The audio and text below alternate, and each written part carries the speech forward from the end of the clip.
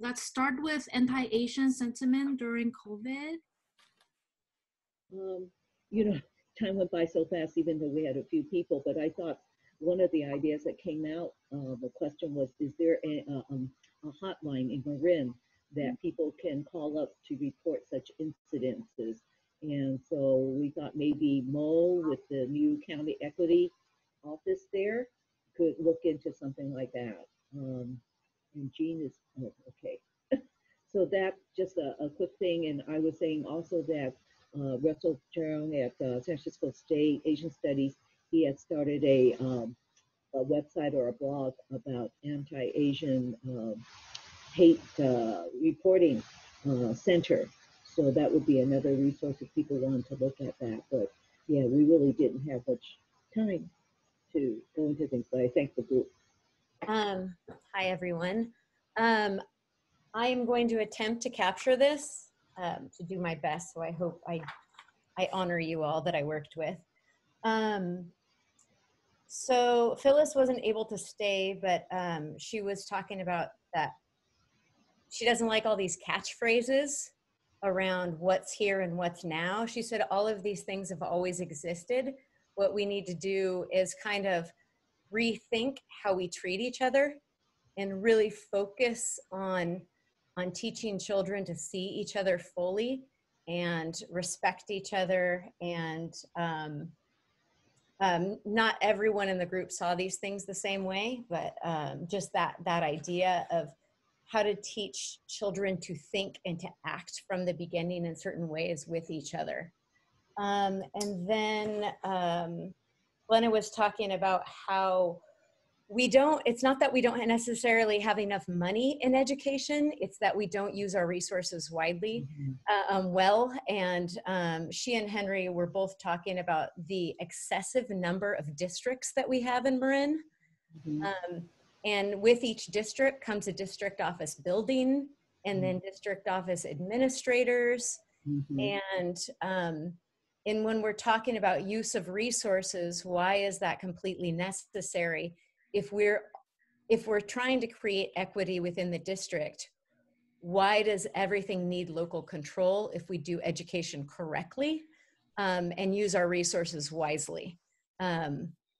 So that was echoed in the room. And then, yeah, I actually didn't know how many districts. It's kind of mind-blowing how many districts we have in this county. And then Henry basically said, we need to start doing things that's more action-based in school rather than theorizing and talking about things all the time. The idea of like real life learning, having speakers come in. He talked about how he goes into classrooms and it is a speaker about his grandparents' experience of having to go into internment camps and his father being left. And how students, when we teach them out of a textbook or we talk about these things, they don't mean anything to them. But if someone walks into that room, they said, this is my life, this is how I experience it, it is so much more powerful for them. And that's where the learning and education really comes in. I'm sorry? Oh, I don't know if someone asked me. And then another thing that came up was whose interests are taught within the school, whose histories are being taught, whose is not. And then I would add to that, whose voices have power in certain communities, especially in Marin. And so who gets heard and who doesn't get heard when decision making and spending money on resources. And then the idea that we should move towards use of resources being spent on universal pre-K, universal health care, so that when those students come to school as young people, they're fully prepared to show up in that space. So I had the pleasure of meeting Nick, Beverly, and Anthony, and we talked about education and echoed some of the sentiments what our speakers spoke about is access and some of the disparities within the community and the range within that community, the Asian community, South Asian, Southeast Asian, East Asian, and just the different outcomes we experience. But what we focused on was just the idea of making it to college, right? Being first generation and some of the challenges of that, right? And when a student is on this trajectory, if they have a mentor, just how important that relationship is in getting to college, and how important that mentoring relationship is. And going forward, if we could have speakers that sort of address these sort of issues that first generation students experience, I think would be really important for us to visit as a group, and how to prepare students for college. You know, and Beverly shared the work that she does as a clinical director. Organization is Next Generation Scholars, and the social services that are in place, and the mentoring and social support components as well. And yeah, it was great to hear, and great to be around people with the same passion for education as well. So thank you.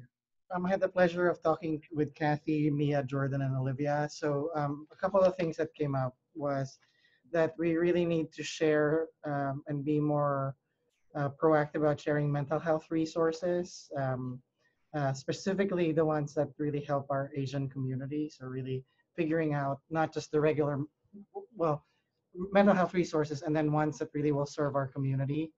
And then there was, I think, quite a bit of conversation about really understanding what mental health or mental wellness looks like in the different subgroups or in the populations, because oftentimes APIs are aggregated together, but the experience of a Burmese person, for example, is different than a Filipino, than a Vietnamese one. And really, actually, it was Mio said that sometimes even in those cultures, there's not a language that really from that culture that talks about mental health, right? So I think really helping us understand the cultural nuances, specifically when we talk about that. And then we talked about some professions that many Asians, go to become doctors, lawyers, but they don't focus on, or physicians, but don't focus on mental health. Like they don't want to be therapists or psychiatrists because they're interested to be a surgeon, an eye doctor, or dentist, right? So really thinking about how do we expose folks to be more interested in career opportunities, specifically in the area of mental health. And I also say substance abuse.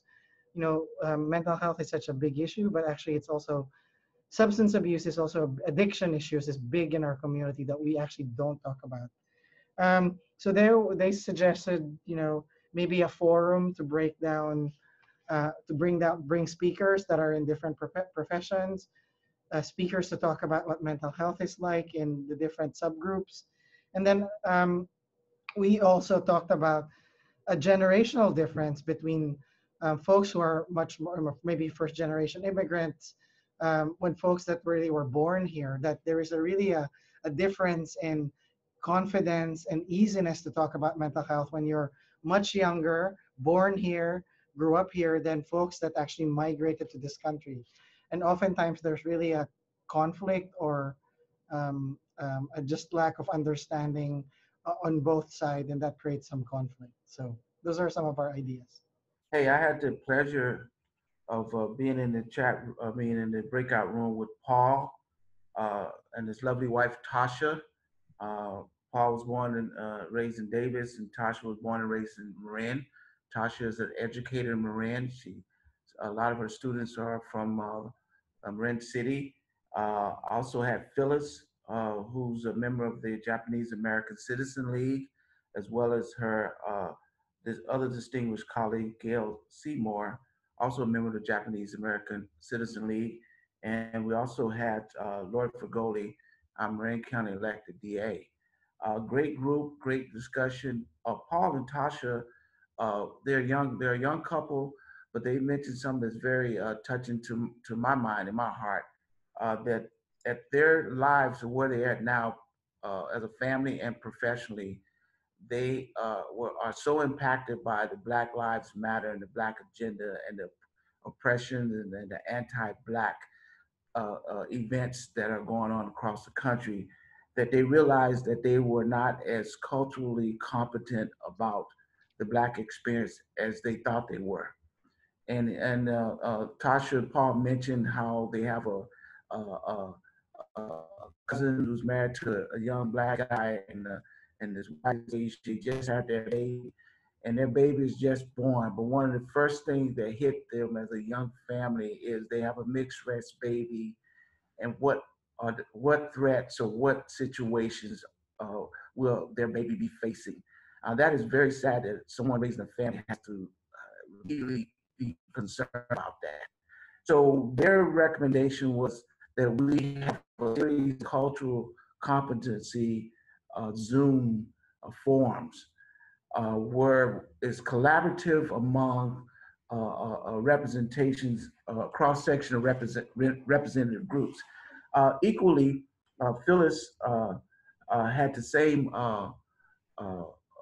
comment about a Zoom network, a minority group, and we can address some of the family issues and some of the issues that are facing some of the youth and concern. Maybe a youth forum that's really made up of kids that are African American, Latina, Asian, and white, and let them talk, and then have some mothers and fathers who are raising their children. They don't have to be the designated politicians or the designated board leaders or directors.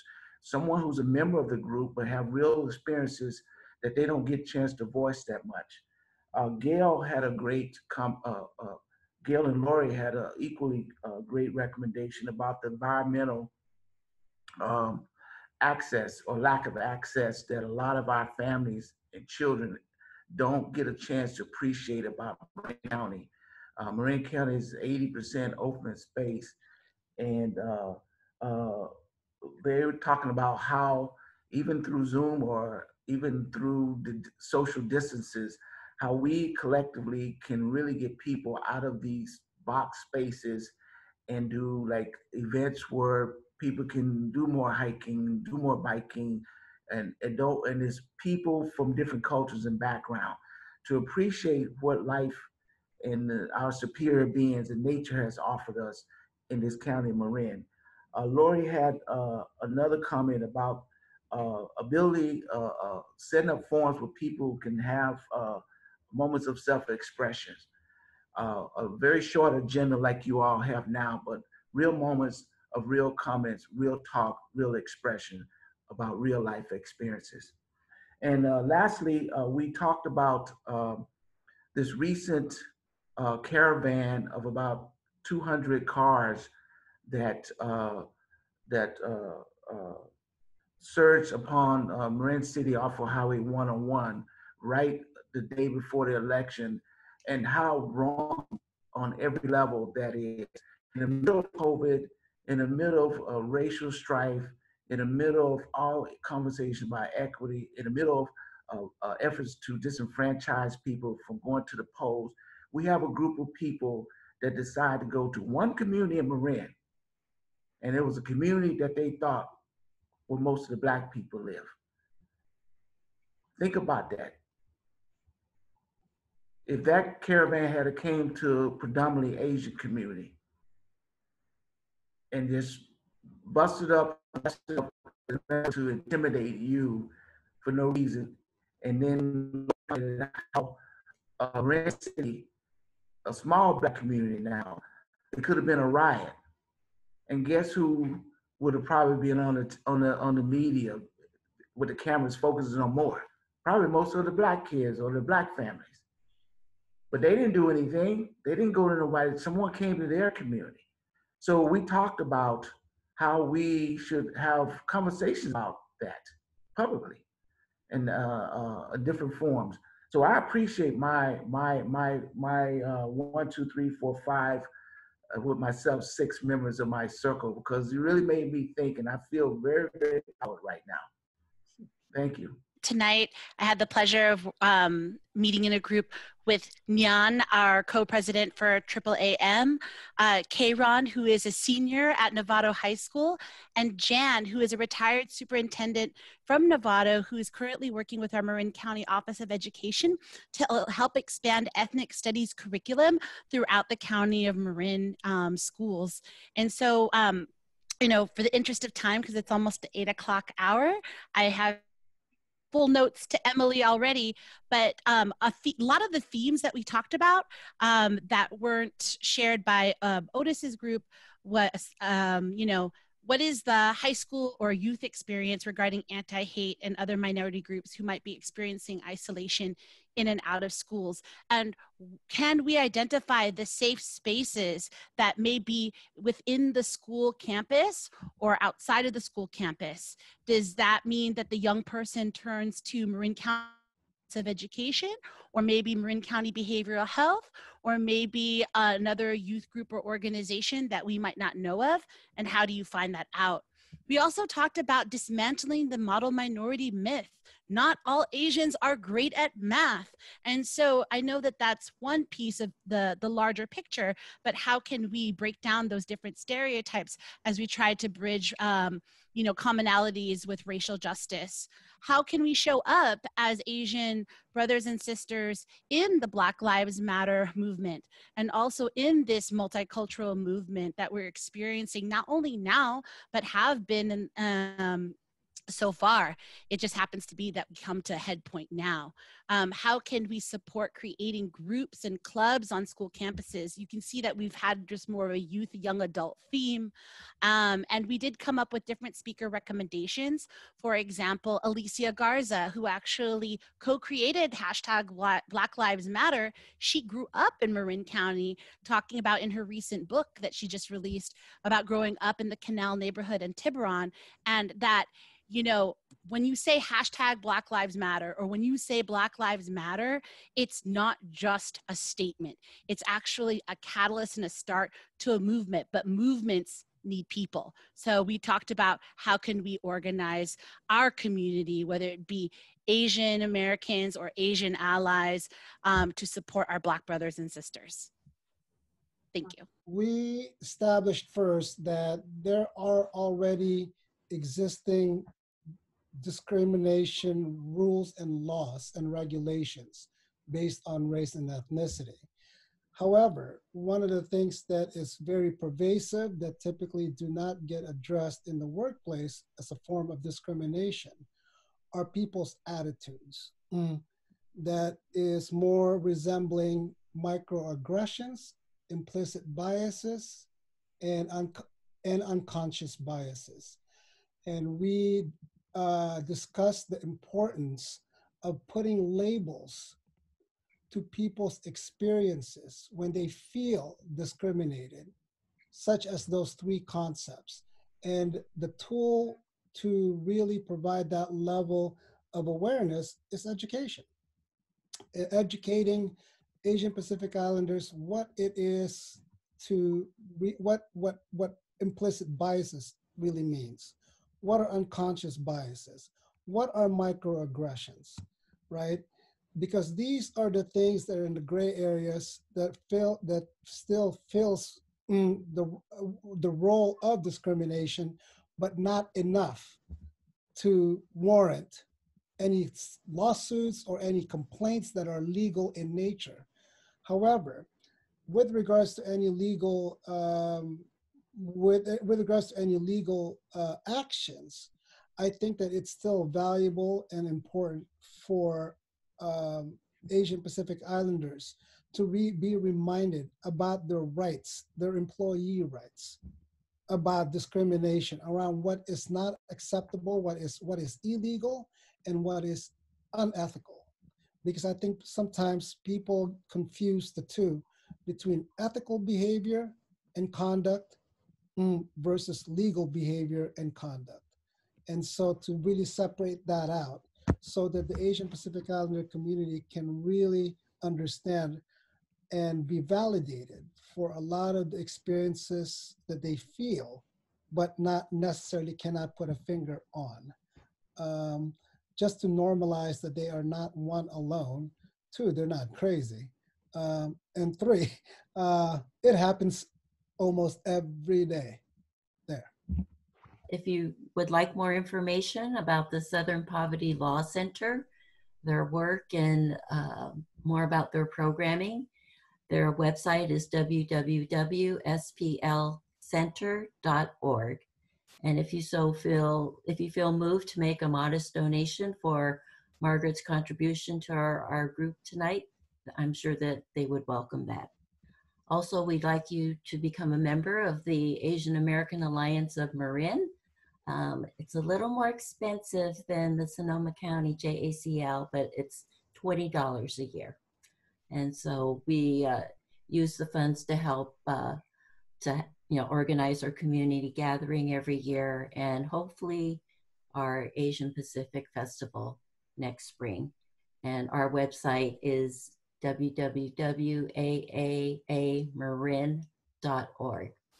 So thank you very much for joining us tonight. We're going to leave the Zoom on for any of those that would like to linger to say hello to one another a little bit for a little longer. But for the rest of you, thank you so much for joining us. We really appreciate it. So go back to learning all your new things. I'll be back to making my origami cranes for Sudo for Solidarity. But please have a good evening. Take care, and I hope to see you again soon. Thank you.